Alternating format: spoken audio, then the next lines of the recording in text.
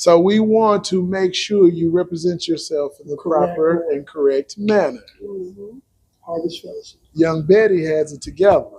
You got to get it together. Well, normally I have it. That's a lie. And I'm just going to be honest with you. That's a lie. Because I'm a man just like you, and we don't have it together. So don't sit here and tell me those lies. No, And then she can attest to it. No, I'm not lying. She tell you I can't help the injury. Let's blame it on the injury. They know something. Let's blame it on the Let's injury. blame it on the drugs they give me. They do have side effects. Oh, And that's no lie. That's no lie. Oh, man. All righty. Are y'all ready? I'm ready. Because we're going to have to cut all of this out. All of this banter out. All righty. Ladies and gentlemen, welcome to another episode of The Kickback. I am your host, The Dude, and I have the pleasure of having Pastor Betty Burnett And Bishop Sean Burnett. And we are Harvest Harvest Fellowship Ministries. Harvest Fellowship Ministries. All righty. Today, we're here just to have a simple conversation about life, who you are, and how you wind up here at Harvest Fellowship Ministry. What brought you here, your backgrounds, who you are, and how you got into ministry in the first reason. Because everybody has a story on how God brought them back. All righty, let's start with you first, Miss Betty. Where are you from and how did you get here? I am born and raised in Nashville, Tennessee. Currently living here in Lebanon, Tennessee. I was brought up in the church, like a lot of us were. So, spiritual background. My mom was a mother of the church. My dad was a deacon. I was baptized early at the age of 5. So, needless to say, yes, I went through some trials, tribulations. I was out there living, doing me for a long time. When I started having children, I could hear the Lord speaking to me and just saying, certain things that I was still trying to do that I should no longer do. And we all go through that. We all go through We that. all go through that. And not saying that I quit immediately, because I did not. I still was trying to hold on, to the fun. You know what I mean? I wanted that broad path. Let me just say that. Right. I still wanted to stay on that broad path. I still wanted to party and smoke and drink and do all those things. I'm not a hypocrite. I'm just saying that's what it was for me. So, years go on. I had an aunt. Well, I mean, beside the fact that I was brought up in the church. Right. I had an aunt, Pamela Thompson. Okay. She is passed on along with my parents. But she always took me to church. Always took me to revivals and things like that. And I never could fully understand, you know what I mean? Right. Why she would always ask me to go. Right. My cousin, her daughter, would never go. But I was always willing to go. Right. And it was just something within me that would just be like, oh yeah, okay, I'll go. And I always enjoyed it, and I took so much from it, even though it may not have reflected how I was living my life. Right. So, as the years went on, and as I've grown up and matured, my first marriage, I was married to a minister, a young minister. And so, when you are married into something, then if you allow it, if the relationship is what it's supposed to be, you allow yourself to transform into, what you should be. So, the pastor's wife, mother of the church, whatever it is, whatever role it is, Sunday school teacher, Bible study teacher, all those things. And so, I went through that particular phase. We divorced, of course, because I'm with love of my life now. And so, salute to that. So, between the divorce and everything, God had to work on me. Right. God spoke to me because I went through a period of depression, self-worth, feeling really insecure, things like that, just dealing with the past. So moving forward, I cried out to God. And I preach it often when I say desperation has a cry, because it really does.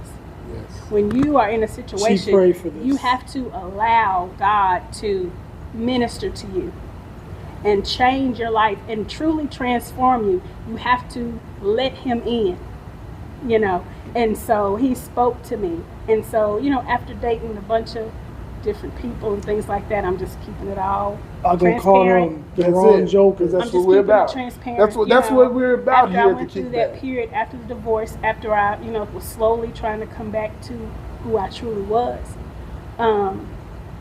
You know, I got sick of, you know, dating and just the nonsense. I got sick of it.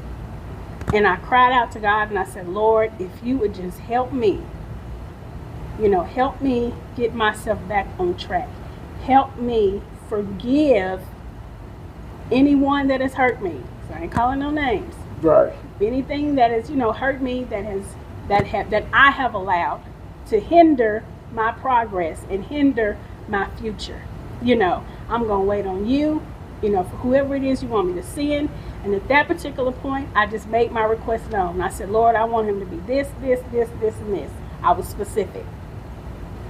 God did send who I needed. So it took me, you know, to how I got here. You know, when I allowed that to happen, I got back in school, back in college, got my associate's degree, I got my bachelor's degree, you know, and just, you know, focused on me and my children, because it was me and my kids. You got your master too, right? No, What was it? my bachelor's. With your bachelor, yeah, Yes, your bachelor. yes. And I was there with that process. Yes, he was. I Yes, said, he was. go back and get that bachelor's. And it meant a lot, because my children were at an age, you know, for me it was, when I started having children, I had to put them first in everything. So schools, everything I put on hold. So when I got to the point with my oldest daughter, you know, where she was old enough to help me with her younger siblings, she said, Mama, go back to school. Mm-hmm. And so that's what I did. And so in the midst of that, I'm getting back in church, I'm getting back in my word, you know, and I'm trying to refocus, you know, and reprogram, you know, myself is what I'm trying to say. I'm trying to get back to who Betty was. Right. And so in the midst of that, it was a while, you know, before I didn't, like I said, I was focusing on school, I was focusing on God, I was focusing on my kids, you know, and just trying to be the best version of a mother, you know, that I could be, and a woman. And so I met this guy. Wow. Wow. I met this guy. No, no, you ain't the champ. You ain't the champ. But here's the thing, just real quick. Yeah. But it took all of those things for Yes. you to get to where God wanted you to be right now. It did. And that's the reason why I It do is. this, is because I want people to understand that where you are right now is not where you were 20 years ago. No, it's not. Absolutely. You are a pastor now. You have a church. You have a beautiful husband. I mean, marriage. Yes. He thinks he's beautiful. He thinks No. he thinks he's I don't real. think I'm beautiful. She's beautiful. Well, he thinks he over here all know. this flexing and all that. You know. A handsome husband Yes. and a ministry, and we're trying to get things going on. We all have a slip of words. Yes. And that was just Yes. a slip of words. But you had to go through the storm in order to get to your Prince Charming. Absolutely. And you had to kiss a bunch of frogs. Yes, I did. And I've Along said the way, Yes. as you said, you wanted to party. You still wanted to smoke. You still wanted to drink. You Yes. still wanted to do all those things. Yes. So you're admitting you did do those things. I did do those things. You Yes. were in the streets. Yes. You was in the world. I was in the world. Yes. Because see, there are a lot of people in the church that pretend and act like they wasn't in the world. That's They what I put said. on their I'm Sunday's not a best, they hypocrite. put on their suits, they Yeah. put on all of this, Yes. and they sat in the church house and they pretend like they would never. I ain't never smoked. I ain't never drank. I got this No. Bible and I'm holy, holy, holy. And what me and my wife talk about a lot is somebody may show up at the door of the church that's in that season. And those people in the church that are holding on to that Bible as if it is sacrilegious to drop, and they've never dropped it low. Right. And they look at that woman or man who's coming in the door, Yeah. and they judge them Yes, immediately. in the season that they're in, and then that runs them out of the church. Yes, it does. What does that mean to you if you see a young lady comes in and she's in her season of addiction, or she's in her season of whatever her life may bring? Are you willing to open up your arms and embrace her, or are you going to judge her? Yes, I immediately embrace, because that's just, it's in me. You know, as women, you know, we can often read one another. Right. You know, and how, you know, because my husband often says, you know, women, we are emotional, or Yes. emotional beings, Right. so to speak. Okay. And so yes, I embrace. You know, I want to show love, because oftentimes that's what we need. Right. We need someone to, you know, open up their arms and tell them it's going to be okay. Right. I'm right. here for you, you know, whatever it is that you're going through. You know, I'm not saying I've, you know, been in addiction, but I am a woman. I've been through things. Right. And so, and I've, you know, been through and come through. Right. So I'm here, you know, for you, however, in whichever way you need me to be. You know, Right. if it's a shoulder to cry on, if it's just an ear to listen, if it's just, you know, whatever it is, you know, I don't like to just immediately, and I don't mean this in the wrong way, because I love the Lord, but I don't like to immediately just shove God into someone's face. And I say Amen. that because, you know, Amen. everybody is You not heard where it. I'm at spiritually. Pastors. Everyone is not, and we have to Y'all get it understand that together. everyone is not where we're at spiritually. I've grown to this, and I'm still growing. I haven't arrived. Amen. Hey, Amen. that is the ticket right I've there. not arrived. Understand, people? Yeah. She's a pastor, and she Yes. says, "I'm not there yet. I'm not there yet. I'm not there yet. Yeah, I'm not perfect. I'm not By there any yet." means. This gentleman, give us the name and the story. Well, I am Bishop Sean Burnett, the founder of Harvest Fellowship Ministry. And a little bit about our ministry. We started, before I get to me, I want to talk about the ministry first. Because how the ministry came about was we started the outreach ministry, which is called Harvest Crusade Ministries, which is our outreach, with the acronym called Back to Basics, which means brothers and sisters in Christ serving.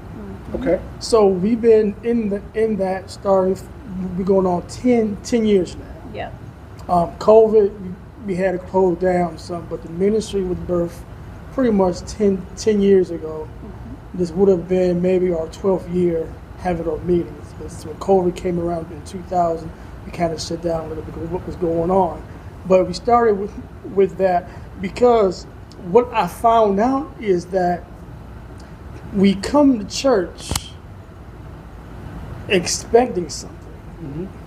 And the teaching of the pastor or whoever who is speaking, what I found out was that some of the things that are placed in the church is not in the Bible.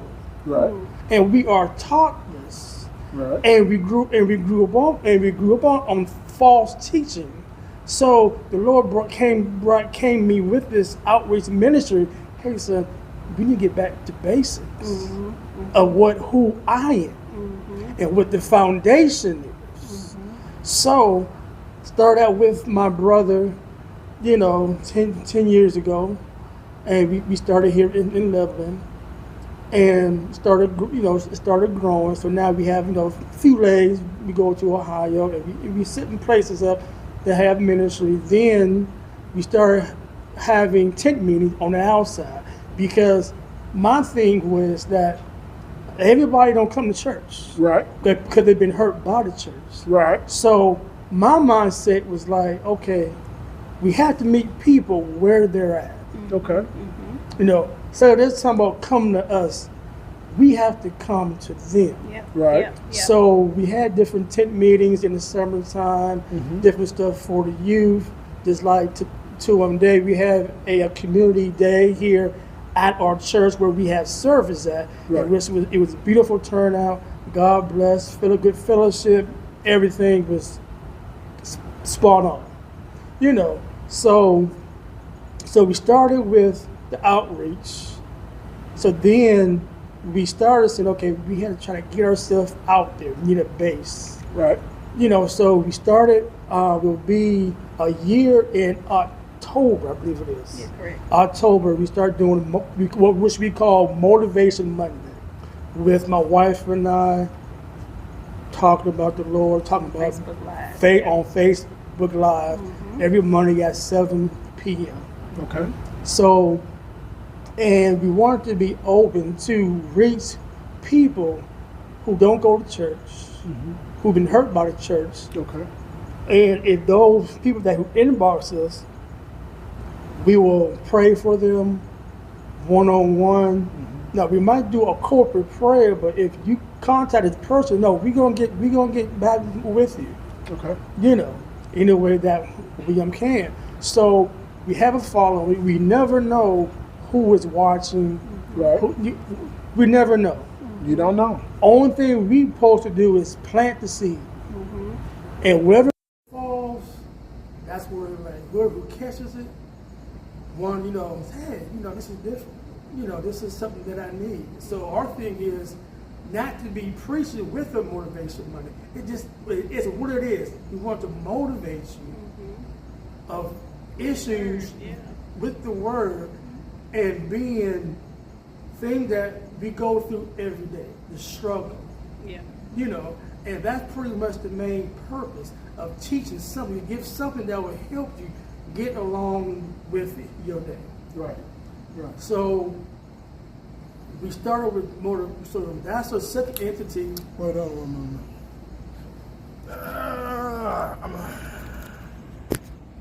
Go ahead. Oh, that's our second. I stopped right. That's fine. I'll fix it. Okay, but that is our entity was Motivation Monday, so that people can see us Right. to help with launching our ministry. Right. So our ministry launched March of this year. So we are a very young ministry.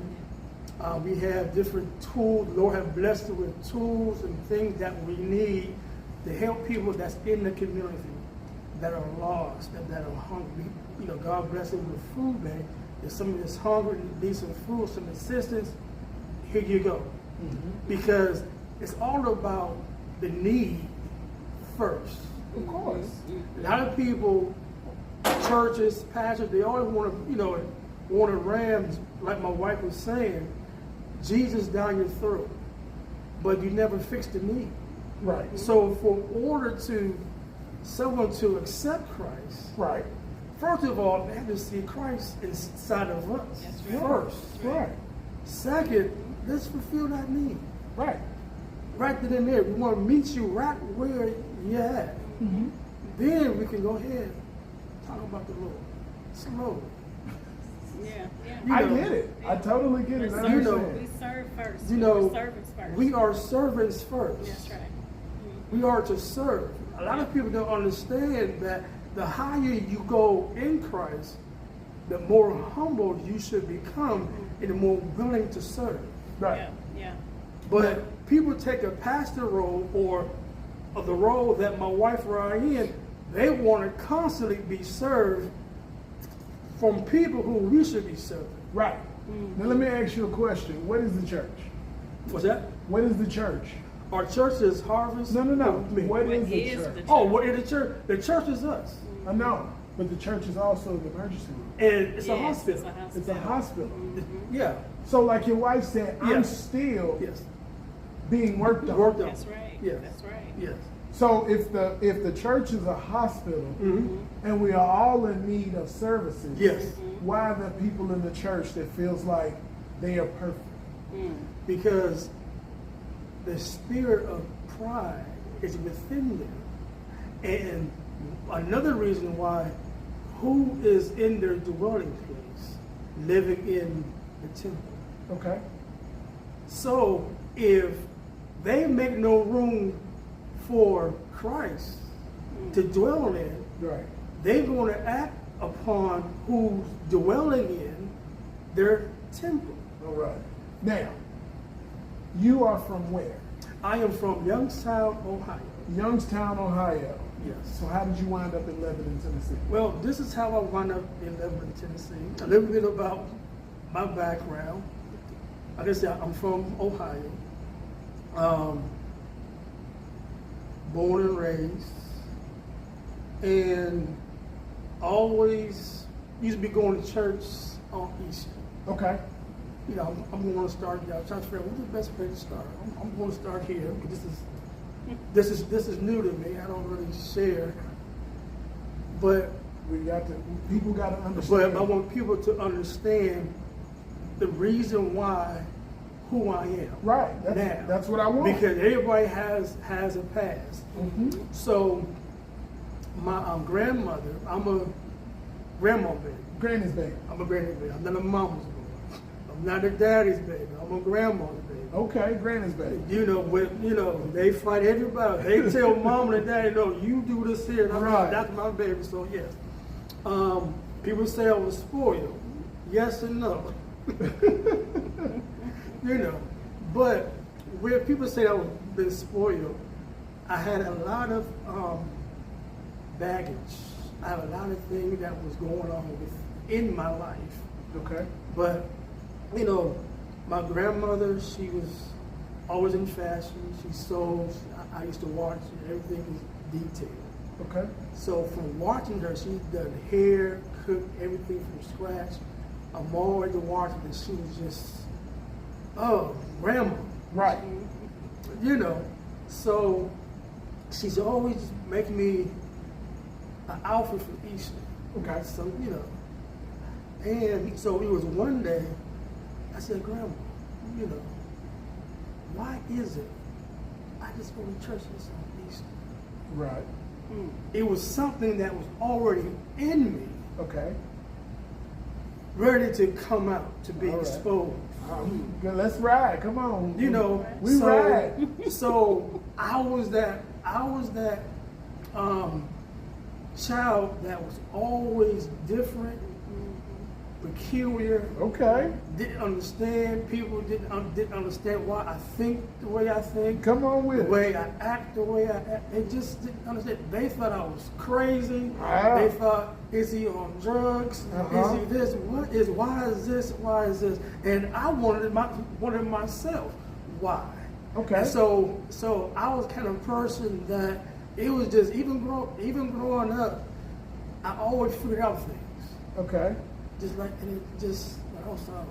And I always was seeking for knowledge and this here, and also trying to learn about myself. And so now when I look back, now I understand the reason why I act the way I act. So, so my grandmother said, well, if you want to start coming to church with me, you start getting some clothes, you start getting this here, you can come, Right. So I started going to church with my grandmother every Sunday.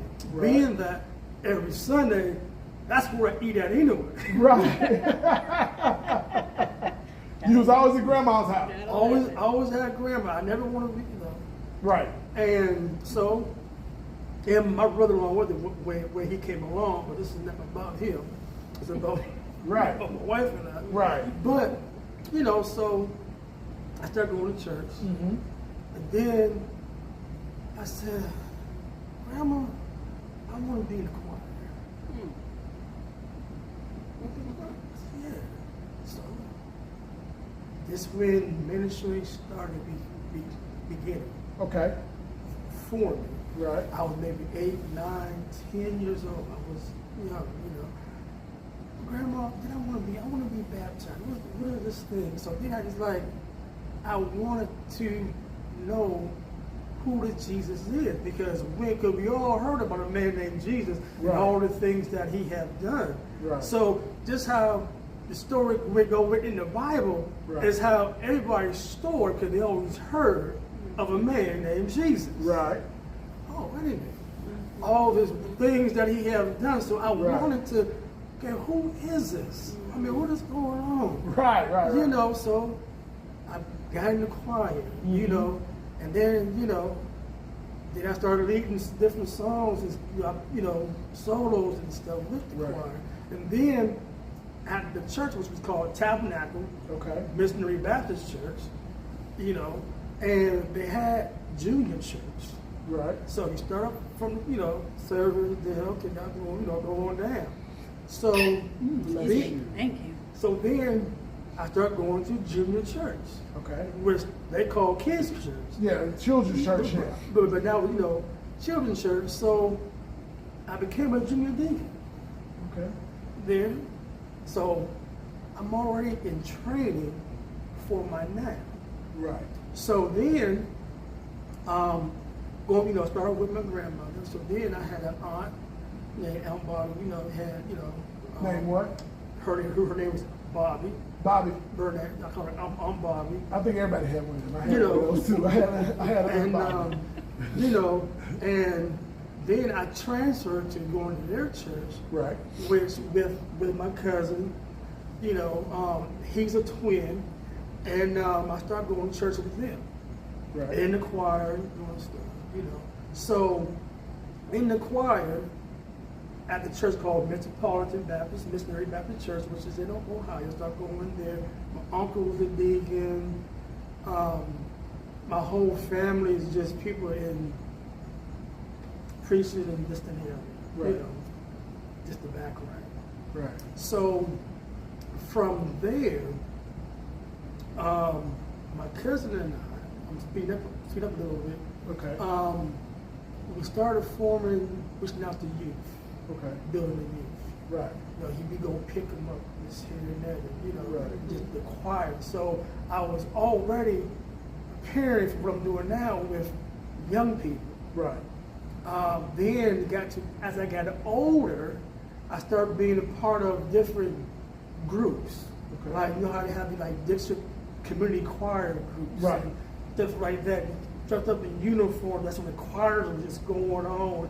And I was in this choir, in this district, in this district, and traveling to different places with youth Right. ministries.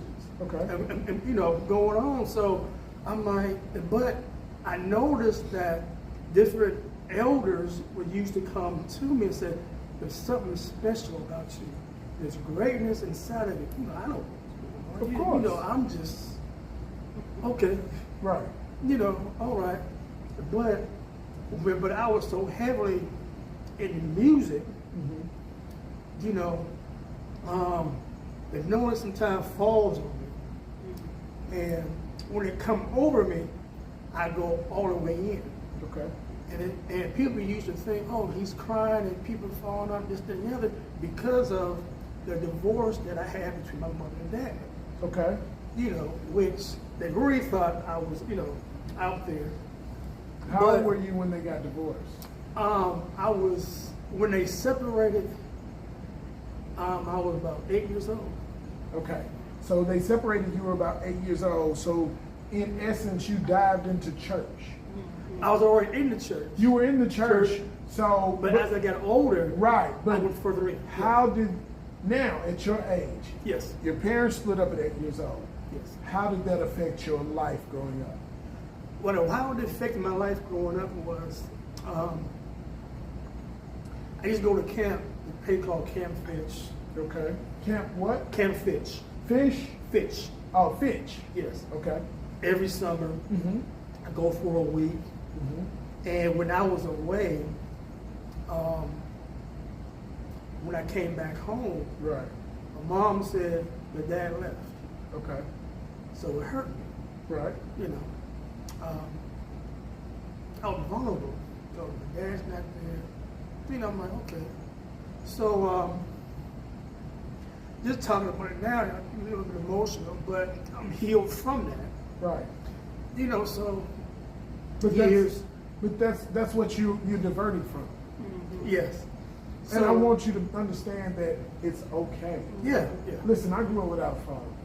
So I understand where you're at. Being emotional, don't push away from that. Yeah. Because what we need is to show men that what you're Yeah. doing right now and what is okay. Because let me say something to you, and I'm not being disrespectful, No.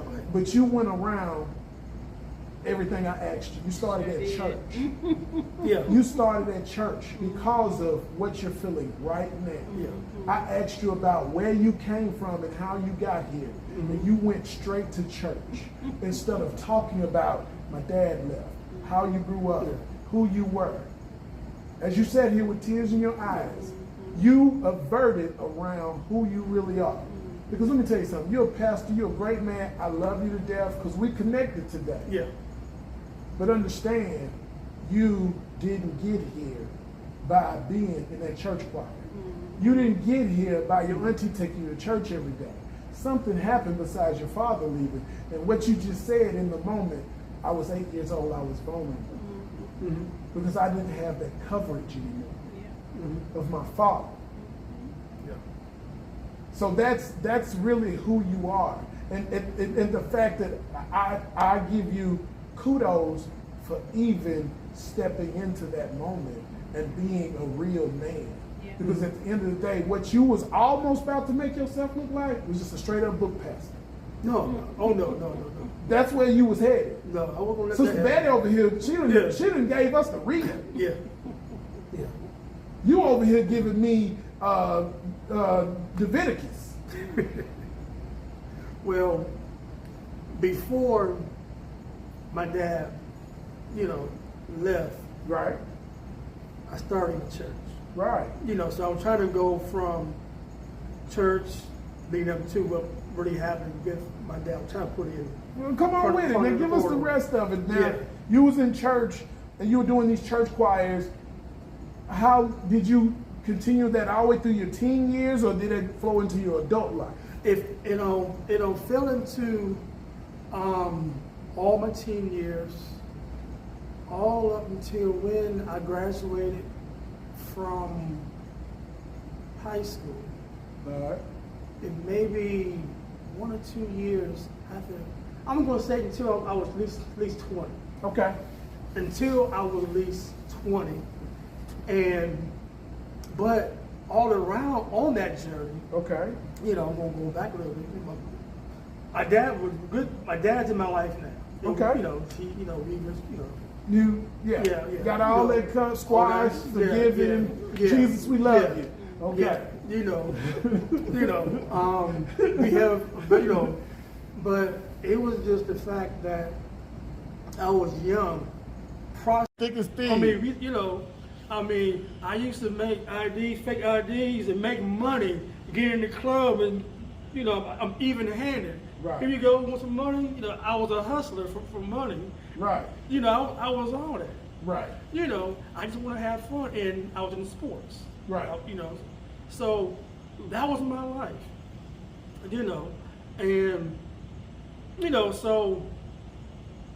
So now I done graduated, and it was one New Year's, my cousin and I would be riding in the car, we going to party, we be in church, New Year's service, Right. Yeah, New Year's service, yeah. But it was this particular, we was going to church, we going to party. We party, we travel to party. Right. We was doing it. State to state. Man, listen. I remember meeting Mike Tyson. Man, his hands are like this. He just shook his hand. I heard his voice Like when he was, Mike Tyson. I heard the voice. Right. I was going to laugh. I said, okay, Mike. Oh, Right. okay. His head. You shaking the hand like this. His hand is like this You're here. shaking it like that. And he got big hands. Right. That's where they call him Artie Mike. So throughout my, me growing up, I always been around celebrities, Okay. people that's known out there, which is that area where we're from. So like Rance Allen, it was just we just see him. Right. So the Clark sisters and this and that, it was just that environment. Right. So I met a lot of famous people in the gospel, like Fred Hammond, and a matter of fact, I'm going to speed up and go back since I don't talk about different artists. I remember I was in a group called No Excuse. Okay. We brought our own music, we was ministering out, community, family of brothers, Right. And we actually opened up for John P. Key Okay. at Powers Auditorium. Yeah. So now I'm going to go back to where I was at, probably going to church in the club. So we ride in the car, and I said, hey guys, I don't feel right. And I felt the presence of the Lord grab my heart and he squeezed it. And I said, man, listen, I don't know. I just felt something over me. I don't feel right. I felt the Lord touching me and dealing with me in a certain way right now. Because I'm joking, you shouldn't be doing that. You doing all these women and stuff, and da. Okay, granted, I talked to a lot of women. Okay. I wasn't involved with. Okay. But from a male looking in, man, you gotta watch him. Watch your girl. He's coming to get him. Right. But it wasn't like that. So it was just, I just had a lot of women friends because I didn't feel like dealing with certain males because they was messy. Right. And then it was like I didn't like hanging out with crowds. Okay. I don't need come on and be with me, let's do this. No, I was always had my own mind. Right. I Right. always had my own mind, and it was just one of those things that I might come with you, but I'm not gonna leave with you. Okay. I might be off somewhere else. Well, we just did people. Y'all started doing some other different stuff, which I'm not with, and I would know a parts of it. So I'm Right. going this way. Right. So growing up, I was lukewarm. Okay. Yeah, Yeah. but Lukewarm. I was lukewarm. How they quote in the Bible. Yeah. But I'm gonna say something that I was more one way than the other Okay. because of my choice. Okay. Whatever it is, I'm gonna choose doing whatever the Lord said to do when growing up, Okay. prior to the other different things. Okay. So, God was always first, Okay. and everything else was Second. Right. But I still was partaking them both. Yeah. Of course. Of course. So it was easier for God to just, it's time.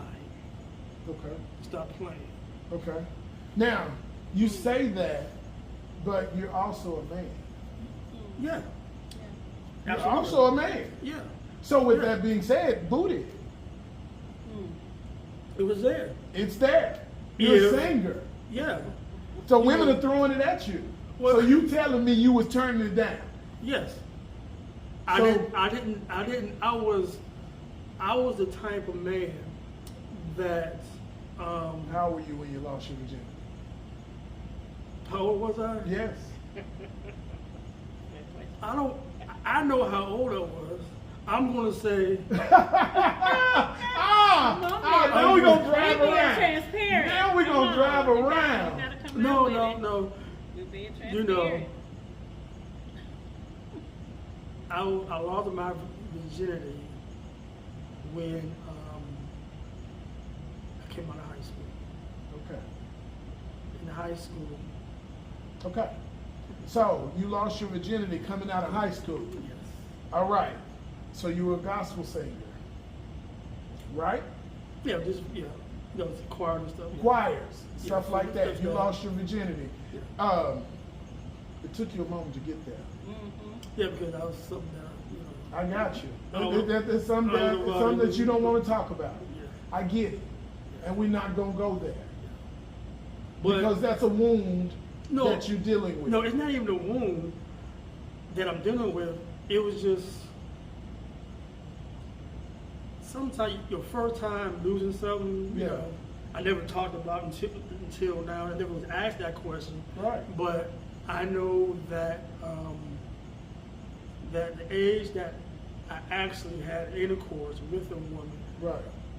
it wasn't like other guys Okay. in high school, athlete. So I was Okay. an athlete in sports. Okay. drama, choir. I was very active. Okay, and doing all of that stuff. All that stuff. Okay. And it took me coming out of high school. Okay. For, going to college. Okay. Until that happened. So I'm not ashamed of it. I don't want you to say you're ashamed of it, but here's the thing. I was hit off guard. It's okay, but as men, Yeah. it's like I told the lady earlier Yeah. from the adoption agency. Yeah. You know what are the two things that most men go to the hospital for? Do you know? I'm asking a real serious question. Do you know what the two things that men will go to the hospital for? Yeah. You have disease. I mean, But it's this. That's one of If a them. man's posterity isn't working, Yeah. or if they have a problem with their feet, those are the first two reasons why men go to the hospital. You know why?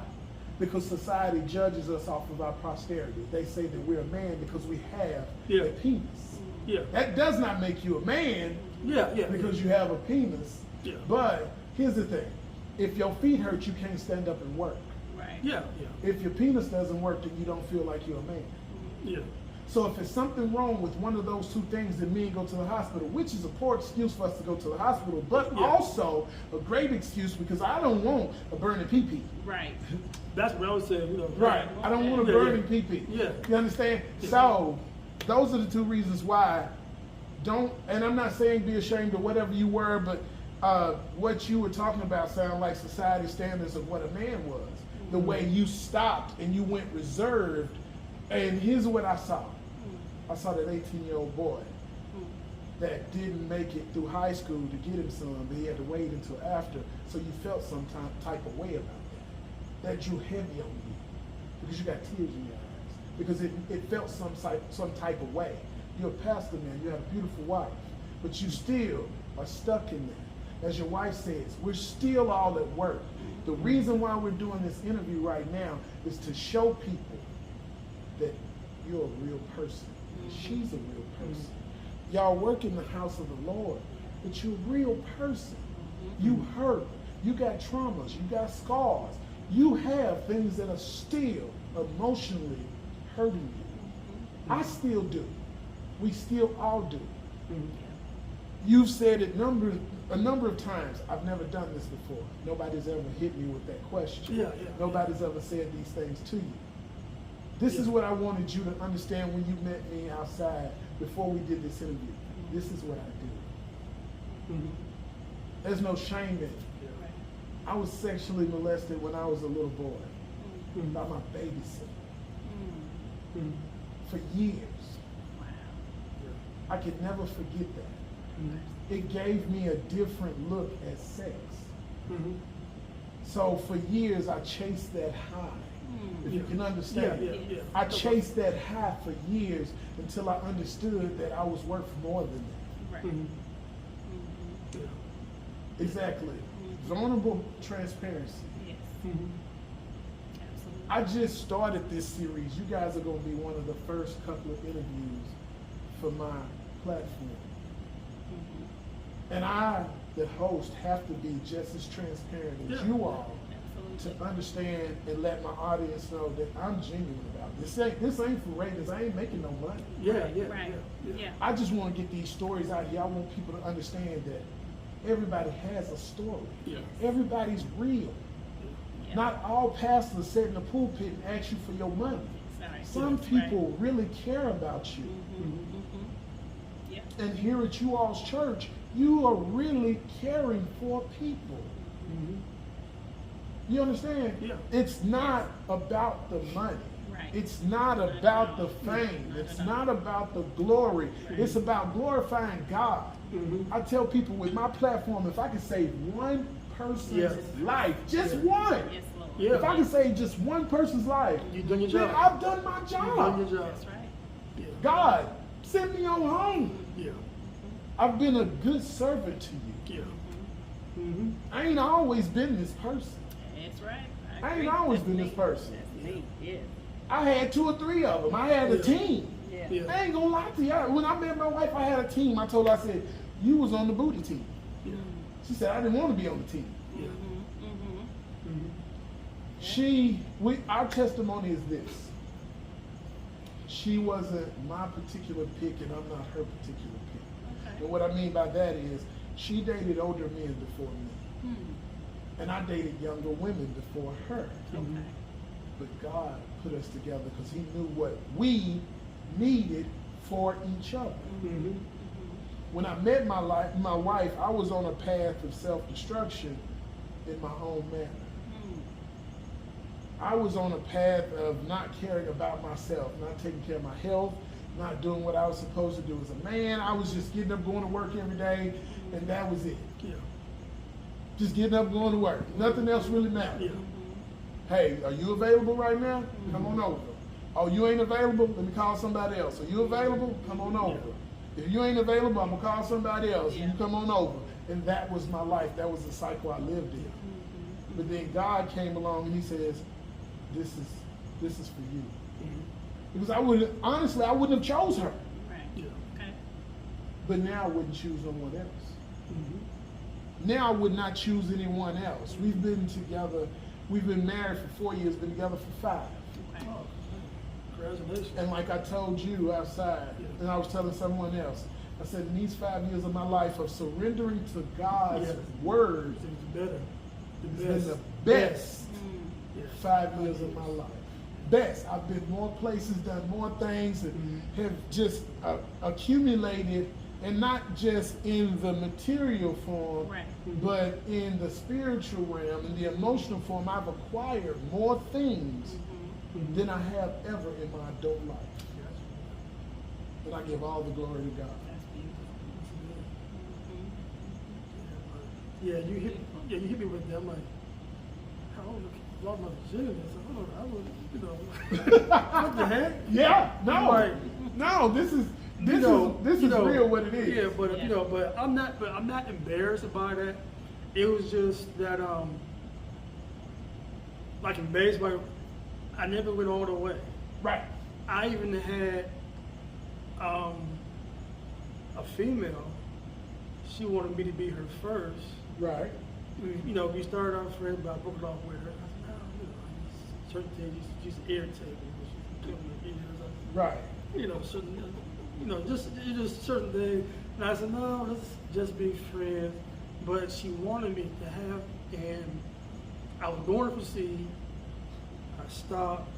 She cussed me up and down, and Goodness gracious.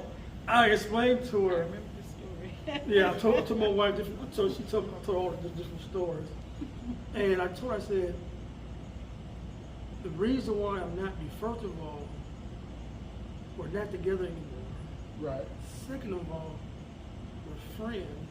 Okay. Third of all, I respect you. Okay. I was always taught by my grandmother to respect a woman. Always respect and don't play with their feelings. Okay. If you're gonna cut something off, cut it off. Right. Don't play with their feelings because it can come back and haunt you. Of course. And I don't like drama. No. So, I just never, Right. but, After your 20s, after the singing was over with, what was life like for you after that? okay, so after the choir and stuff, hanging out with my cousin, Still partying.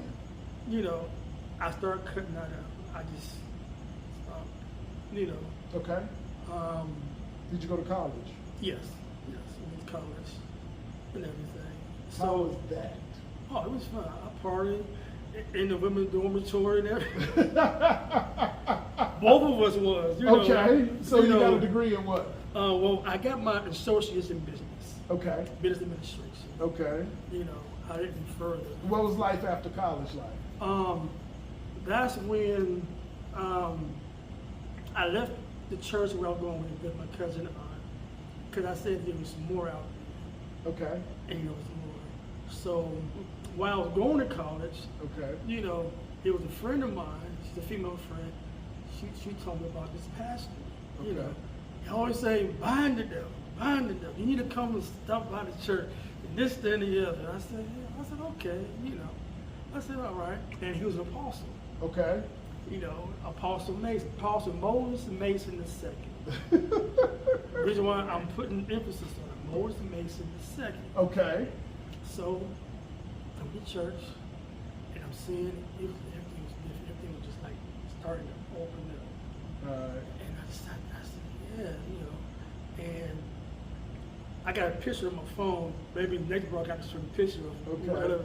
But what I can say about this man, he was like a block of wisdom. I mean, he's been with God. Okay. With God. Why the dramatics? Why? With the Lord. That's how the church. Randy Watson. Yeah, that's how they be. How they say something. God. I never understood that neither, but I just, because my wife I like to have fun. Right. So yes, I am comical. Yes, you are. Right. You may be comical, but you ain't funny. So I met him. Right. Come on back. So then I find myself meeting some of his kids. Right. So he got 13. Woo! 13. The family is so much talent and anointed. It's so much, Right. and just so started going. I started going on a regular, and then all of a sudden, his kids and I reconnected. Okay.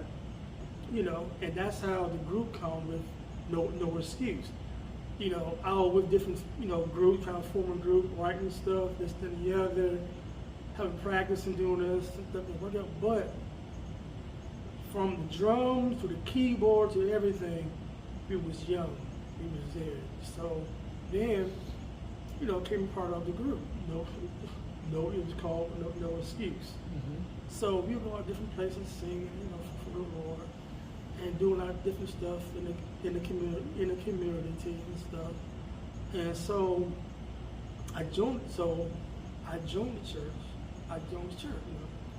And my family was just in the uproar. Why you this and why this?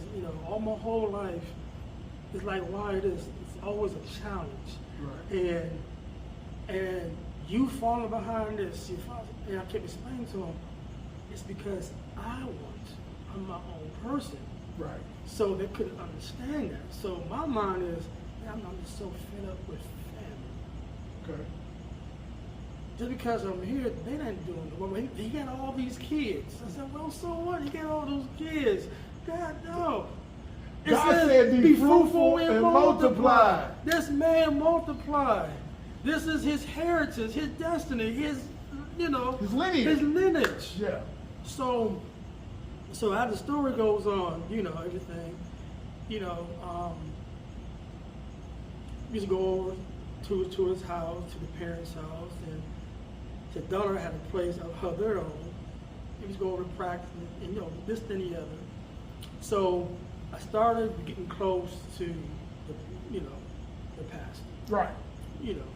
So, and his wife. Right. So things started to develop. Right. So it was one day we was all talking, like after service, we all went. Y'all was a group, so y'all kind of hung out together. Yeah. I know with the dad, the kids, we go to Perkins and eat. Right. After Friday night service, this when we have church Friday night, Sunday night, whatever it is, we all get together. All get together. So it was one day when, he was talking. Right. He was looking at me. He looked at me, my eyes, this man sees, and he get to yeah, you got an interest in one of my daughters. And it was $1 I haven't met yet. Right. So he was thinking that it was the oldest daughter. Right. I'm not gonna say her name. Of course. But he thought it was the oldest daughter, and it wasn't her. But I haven't met the one that I married. Right. So I'm like, yeah, I see, I'm okay. So it was in December. You know, I met the one that she was going here with Fisk. Okay. Oh, she was going to Fisk University. Here. Yeah. Yeah. So this how I'm getting Yeah. to here. Yeah, you got here. Yeah. Yeah. So I know I'm trying to speed up, go here. Right. And trying to figure out how the best way To get to here. So I met the second oldest. Right. This is Daddy's girl. Right. So I wasn't thinking about, talking about it because the other brother, the second oldest son, was always trying to hook me up with this sister, this person. I got these girls coming over, this, the other. Right. The oldest would be always business minded. I'm the choreographer. He just get parts, and I'm doing business. And got the dad and this and the other. So she came down here. And my sister come down, from Fisk. She's gonna be here, and you might want to get with her too. Okay. Right. That's not where your head is at that moment. Yeah. I'm like, but met her, and at that time, I was making a choice to go here or go here. Right. I had another engagement with this other girl that she had kids, or go here. Right, with no kids. With no kids, and it was close to home. Right. So I'm always thinking. My wife said, you know what? I'm gonna go here. Leave that alone. You got kids, and right. Because I always used to talk to older women. Right. And my mom used to chase them away. Mom, what you doing? I knew I met her somewhere. She was getting food stamp. I knew she looked familiar. That was my ride to get where I needed to go. That was my ride. That was my, I just take the women's cars. Okay, I drive you off and do what I gotta do to get her female. Pick you up for work. I'll be back at 3 o'clock to pick you up for work. Yeah. So, so we met. Didn't have a mind, said we was going, and I'm going to speed up. We got together. Okay. Obviously. Yeah. And so now, here I am, part of this family. Right. I already knew everybody except her. Right. So I'm already putting things in motion at the church, which was called Restoration Miracle and Deliverance Temple. Okay. That was the name of the church then. So I'm already, moving and shaking. yeah. And what his son noticed was, how you get favor with my dad? I came to a truck called Mr. Mo. Okay. How you get to drive Mr. Mo and he let you drive Mr. Mo and do certain things? Man, ask my dad to get this here. I said, man, I can't ask you. You know your dad gonna know. He don't get me in trouble. Right. So I became like an actual son. An actual son. And we became an actual brother. I mean, we like just here still now, but we're doing our own thing. Right. So it was like, whenever there's conflict, it came to me to resolve. It come with me. Even his minister that he had, they didn't like me. Well, they didn't really like me because how you just come in? Oh, here you come, because I was sitting in order. So with all that, I became the arm bearer. Okay. So being an arm bearer, I saw a whole lot of things. Oh, they're probably back there.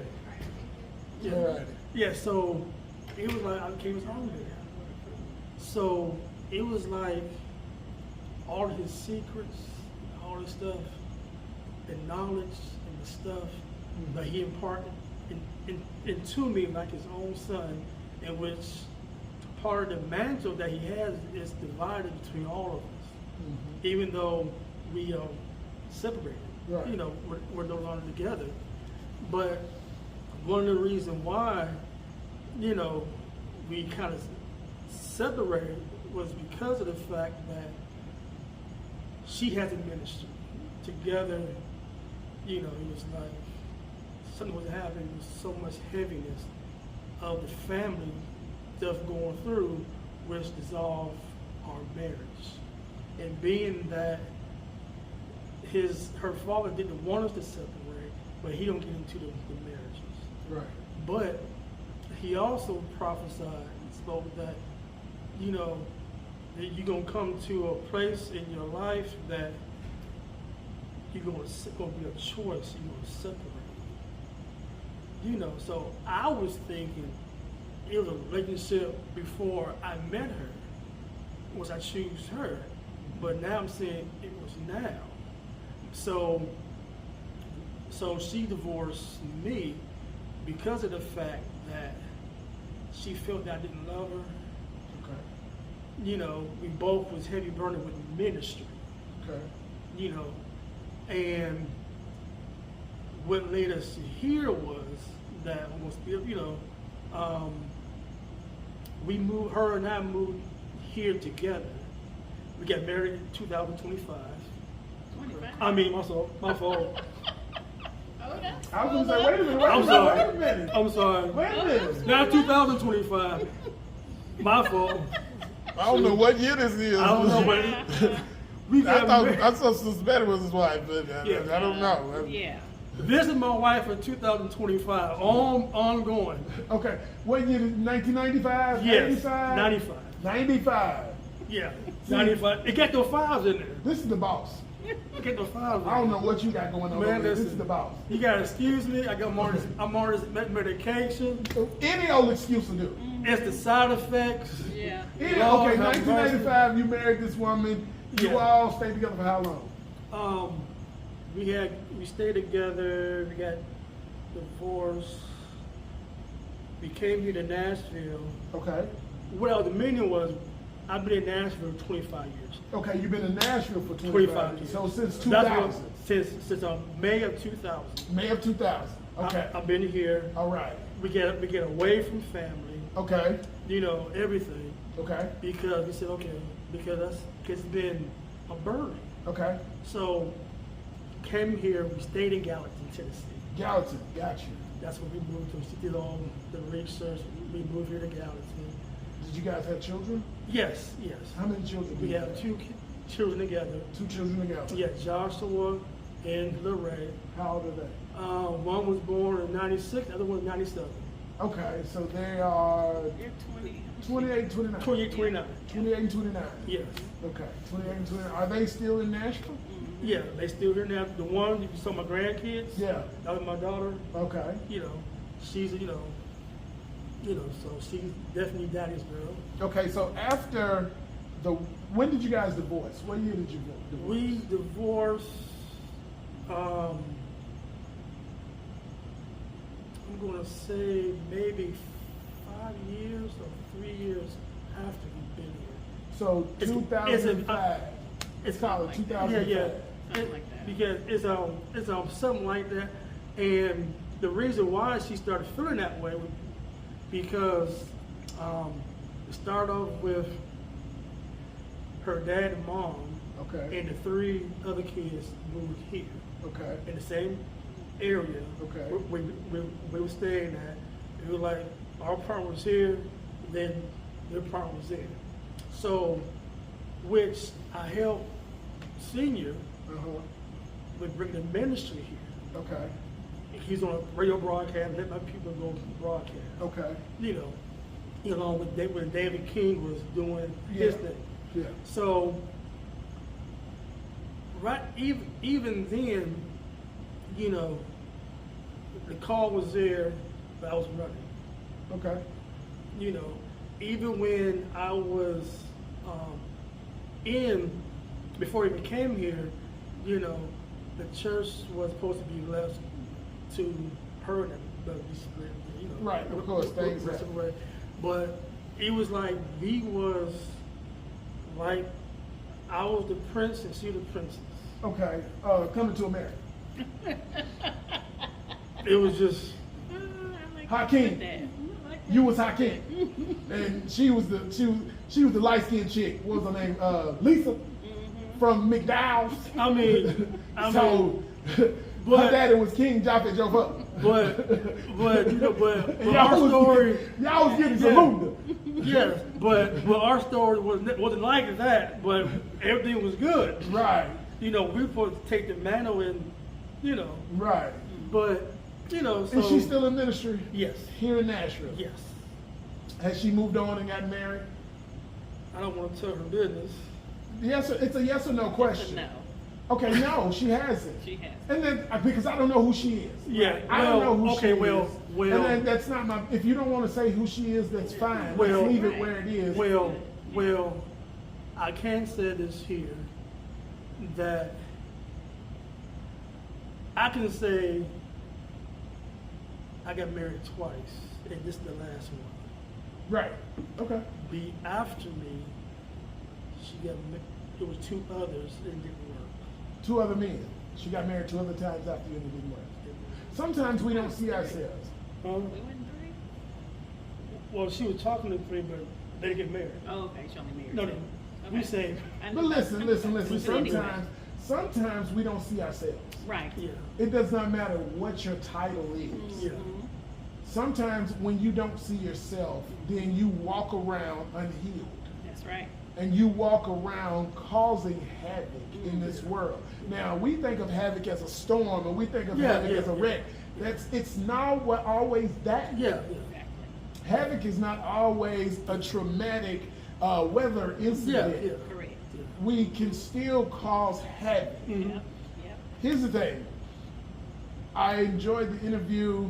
Man, I don't know if it's the medicine or what, but you like to tell stories real slow. Yes. Real slow. It's so much, and it's When so you much. make it a lot. Right. It doesn't have to be. But baby. I'm trying to find a. But the You know. thing is, that's where This is new to me. it's new to you. But here's what I tell people all the time: Real you slow. don't have to make it that long. Right. Okay. Oh, I see. When you have make to it that do long, you're hesitating and you're thinking too hard. Mhm. Speak honestly from the heart and tell your truth. Okay. That's how you grow. Yeah. Pastor, man, cashier, boss, whoever you are. Mhm. Speak honestly from the heart. Which I am. We think too much. Yes. And when you think too much, you're trying to put things together. Okay. I tell people all the time, you can ask my niece. I said, stop thinking about it. Just say it. Say it however you're Yeah. saying it in your head, just say it. Okay. Just let it come out, because somebody will convey that message. Okay. But we are going to thank you all again We done? for sitting down. We almost done. Because I didn't tell you how I met her. How we got together. You done took forever. I'm almost there. Okay. Look, you ain't got that much time, honey. I'm Right, thank Okay. you. See, she Day understands is the getting message. longer. Okay. Day is getting longer. Okay. And this We've been outside show all day. is getting longer Right. and longer I'm thinking- and longer. Yeah, Okay. I think about that being Okay. broadcasted. Ain't nobody gonna listen to all that. Okay. Right, you see, she understands the I mission. Once we understand. get to the back end, after you get to about an hour in any video, you lose people. After about Exactly. 30, 45 minutes. How long do I remember? Because I know we took breaks. We're in this, just listening, this your part right now is 35 minutes. Okay, I got 5 minutes of quickness. You got, Yeah, I'm going right. to give you 15 at the longest. Okay, all right. Come on, now how'd you meet the young lady? Okay, How we get there? okay. This is how. Okay, this is how. I might have to cut You got this here. video, this interview a little bit. No. I'm just letting you know that now, Miss That's Betty. fine. I'm gonna let you know. Eddie said you're gonna edit. I am. I'm gonna have to go through it. So this video ain't gonna come out no Yours time gonna be- soon. yours Yeah, gonna yeah. be edited a lot. Yeah. You already know. Yeah, you know This how. video is not gonna come out Yeah. probably for another few weeks because I'm gonna have to. Yeah, I that's still gotta cool. go to work. Yeah. I still gotta do. I gotta do some spicing, have a little music, cut out some Yeah. stuff. Understand. So, okay, me start with reason why we broke up. Her family started coming down here, and the Right. same thing was happening back there, here. Right. Whatever. You bring it with you. Yeah, it don't wrong with me. Package came. The package came. So what I did was, she says, she wanted to get a divorce. I was against it. Her mom, we cried, this and the other, blah blah blah. So what I did was, I found a place in Nashville, which was Hendersonville. No, Hermitage. Hermitage. Yeah. It's down the street. Hermitage, yeah. So I wanted to get away from it. Y'all can have this here move. She failed to come. So here we are. So I had everything set up for her. She didn't come. She stayed where she was at. Well, you take she wanted to get divorced. I was against it, like I said.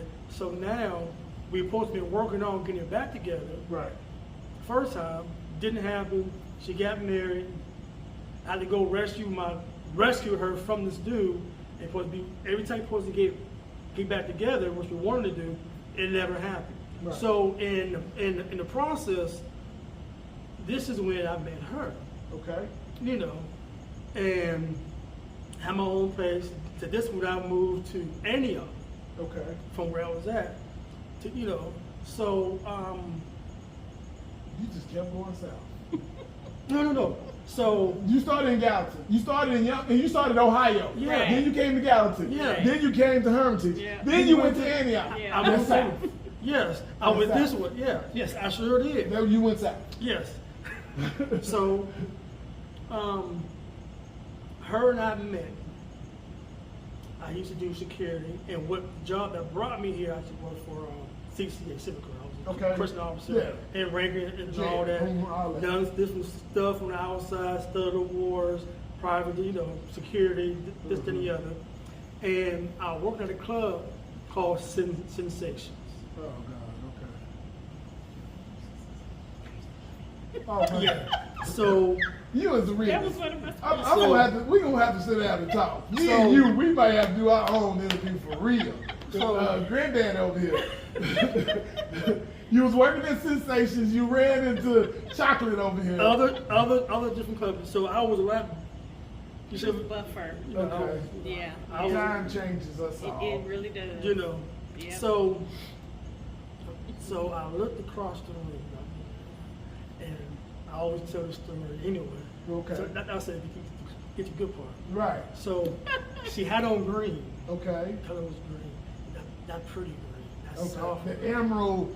No, it wasn't ermine. It was the other green. It was Okay. a neon. Neon, soft pastel green. Yeah. She Like was flickering in the room. Caught your eye. Like a In there flickering and caught your eye. like a dreamsicle. She in there flickering and then caught your eye. She was sitting with her cousin at the bar. You know, you Yeah, been I there. remember Sensations. You walk in, she right there. Yeah. So I looked. I said, "Oh my God!" So I walked over to her, Right. and It's your story. What I said to you, I already baby? told my story. I said, "Excuse me, are you changing?" I looked at her just like that, Right. Okay. and she looked up at me. I love the dramatic of that. I love. And she looked up at me. Yeah. She gave you. Because I did like I was just like, She gave you them dream eyes. I was like, wait a minute. I'm ready to what? go there. I had never heard that before. And she said she never heard that before. Right. So Okay. so you know, I'm from Ohio. Right. We know how to talk to a woman. Right. You talking about people that don't want to rap? Man, they don't want to hear no rap. Just talk. Right. So she said no, and I walked off. I'm at work. I got some, you know. Right. But my mom said, okay, I'm gonna holler at her afterwards. Right. Once she leaving out the door. Man, listen, I don't miss you. I said, God dang it. So then I said, you know what? I need to work the door. Yeah. And that's why I always be posted up now Right. at the door. So, Right. You know, so when she comes, you know. Like first dibs. And man, it took months and months. I said, oh man, I'm never gonna see it. It was like Cinderella. I lost the shoe. Yeah. I'm like, where's she at? But she came back. The rest is history. You see her here. But in that same process, here we go with my ex trying to get things together. Right. You know, and I explained to her, she was talking to somebody, and you know, she wasn't supposed to know about her, Right. but she real nosy. Right. I was supposed to be getting the kids, and I told her about doing something, I'll be at the apartment Right. for you to drop off Right. the kids. Right. Be at the movies. Right. She's out there sitting in the parking lot.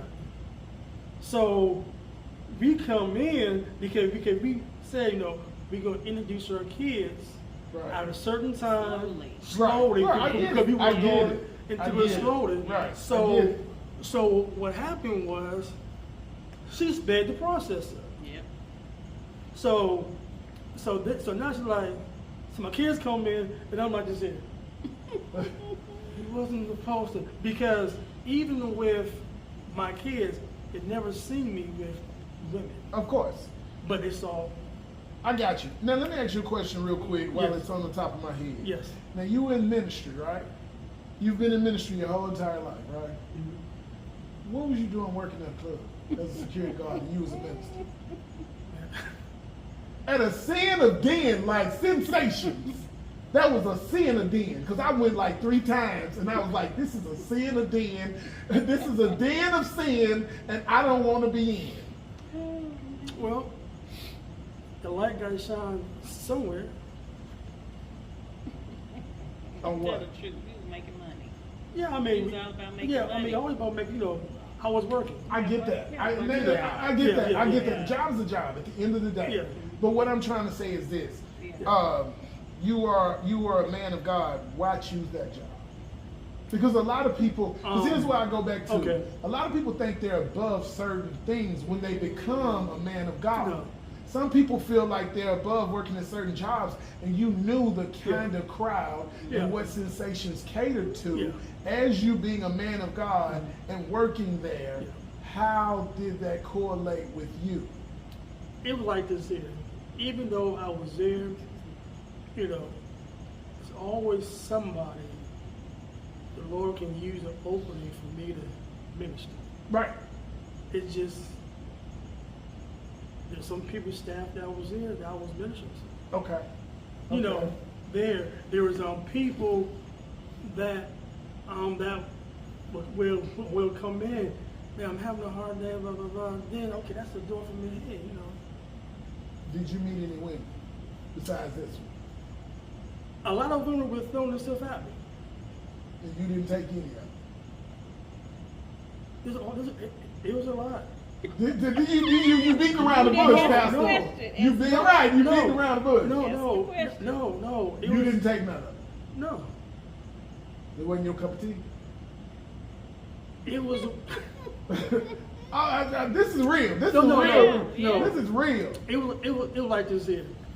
Some that I thought was my cup of tea, when we started after the club, then okay, now I'm seeing who you are Yeah. at the club, and it was like this here. No, this ain't it. Right. I'm not feeling that.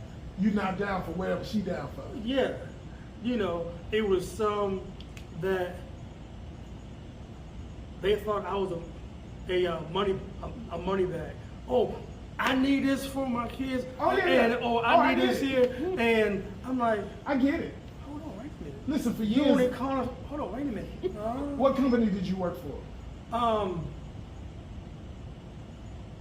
I had now when I was doing the club and stuff, Yeah. I was with Sensation. You were working for them. Yeah. Cause see, I worked for a company called TPA, And then there was another one. I forgot his and we used name. to do the Waffle Houses. Okay, now it was another one. They had different names, Like but Rock Solid and all the different. It It was wasn't- different people. yeah, it was different. Because I did security It for a was long different time people. too. I even did. It was one. I still got the uniform. It was Sigma. It was some, Sigma, I think it was some. a Signal. It was some. It was so It was many. it was blue. Yeah. And I still got that. And I was doing stuff at Vanderbilt, the college and stuff. Right. They came and they then- went. They came and they Yeah, went. They yeah, came so- and they went. They came so- and they went. so- So you met this one. Baby Yeah. mama sped up the whole situation. Now y'all here. Now we Now you broke down and she taking care of you. yeah. Now we here. You ain't buff like you used to no more. But I still look good. But here's the thing, you're not buff like you used to be and you're hurt. How do you feel as a man? That your wife has to take care of you. And we about to get out of here. Yeah. But I really need you to tell me the honest God's truth. You was this big, strong man when you met her. You was a security guard. You've done all these things. Now you're at a point where this woman has to take care of you. How do you feel about that? Honestly. Honestly, I never really thought about that. But I can say this here. As a man used to this and the other, I'm thankful for having her. I try not to put too much on her. Okay. You know, as a man, I don't feel no type of way, you know, because she can tell you I'm always trying to push her to her greatness. Okay. Because she didn't know that I was a minister, or any of that, 'cause I didn't tell her until one day she saw certificates and this and the other and stuff. I said, "You a minister?" I said, "Yeah." So she, you know, her process for her watching me doing things another way because of what she been through. So it's like now I'm in this situation, I'm still pushing her in the front. Man, Listen. Thank That's you. not what he Thank asked you. you. What Thank you you. talking That's about what I'm me? saying. Stop. He asked Listen, you. listen, you're brother. frustrated. You're Stop. angry. Stop. I'm not angry. How I do mean, you he's feel? asking, how do you feel? Don't bring me in. Here's the part where you miss it. Yeah. I know I'm missing it. I'm trying to. Here's the part You you know how miss. you feel? You've missed it the whole You entire laying in interview, bed but or we still whatever. gonna go through it. Yeah. You don't process well. I brought it too much. You don't know. No, you don't process well because every time I ask you a question, you divert. And you drive away from it. Yep. Every time I've asked you a question, you divert and you drive away from this interview. I'm about to cut it all up. Okay. I'm finna cut this interview all up. Yep. I ain't even lying to you. I'm gonna tell you the truth, Sister Betty. This Thank interview you. is gonna be cut up. I believe it. I'm gonna fit it in an hour. Some of that stuff you said, I got to take out. I know. Yeah. But let me tell you this, and I'm not being other than I'm not being mean. I want y'all to understand this. I want you to think about this. Who are you? And if you had to stand up in front of a corporate situation and really sell yourself and not have a wife, who are you? Because that's what you keep missing. Who are you and what are you bringing to the table and what are you selling outside of church? Because right now, you ain't sold me nothing but church. Who are you outside of this church, outside of this building? Sell me you. The next time we sit down and talk, sell me you. I don't want to know nothing about church. I want to know about the man you are, how you became the man you are, and who the man you are today. Because you keep selling me church. Who am I? Right. This is Think about it. this. No, I got it. This is who I am outside of church. I'm a loving husband that going through issues now within myself, far as my health, wanting to get better and heal, so that I can spend the rest of my life with my wife as her husband, going forth and enjoying ourselves to a million. Right. With our grandkids. This is who I am. Right. But that doesn't tell me who you are and how you got here. That tells me who you are right now. And how I got here is through the trials and tribulations that I've been through. Right, but you really didn't tell me about any of those. You really didn't tell me about any of those trials and tribulations. Well, I told you one. You told me, that's it. About my, but you're hiding. And the one was with my dad, and that's the one. And I was that kid that was always picked up. And right now you look like the kid. It's always picked on. Yeah. I mean, you look. I had to go back and say I was the kid that was always misunderstood